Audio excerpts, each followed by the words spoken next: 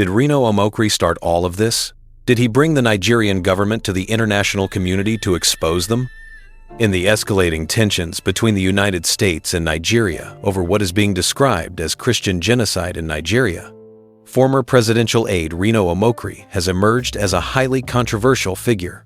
While many defenders of Nigeria's government see Omokri as a voice pushing back against what they claim is a false narrative of genocide, a deeper look reveals a far more complex and troubling role, one that casts serious doubt on the Nigerian government's ability to manage its image internationally and even protect its citizens.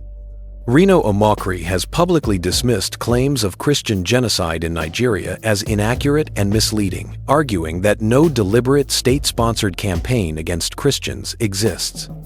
Instead, he presents a narrative that tries to discredit critics by demanding concrete names of Nigerian officials allegedly facilitating terrorism. He has blamed external factors, historically citing U.S. policies during the Obama administration as the root cause of Boko Haram's rise, seemingly deflecting responsibility from Nigerian authorities. This stance makes him appear more a protector of the government's fragile reputation than a genuine advocate for victims of religious violence.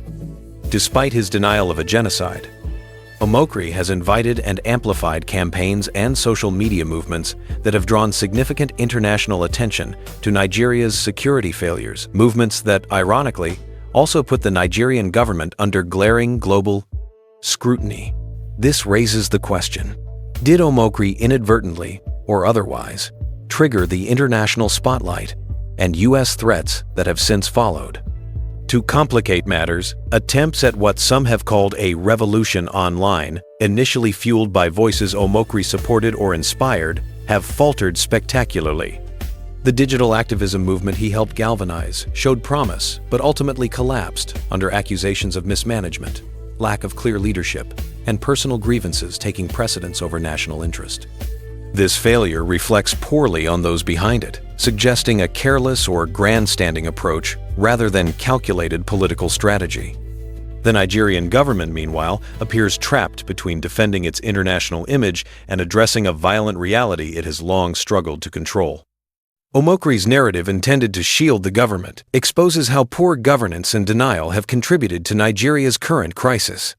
His fronting for the government in denying genocide while allowing global attention to focus on Nigeria's security failures reveals a systemic inability to protect its people or control its narrative. The result? Nigeria is increasingly seen as a state that fails at the simple task of safeguarding all its citizens, with personal ambitions and political gamesmanship overshadowing effective governance and justice. In summary, far from being a straightforward defender of Nigeria, Reno Omokri's role complicates the picture, highlighting not only his own contradictions but also the Nigerian government's ineptitude in a crisis spiraling out of control on the international stage.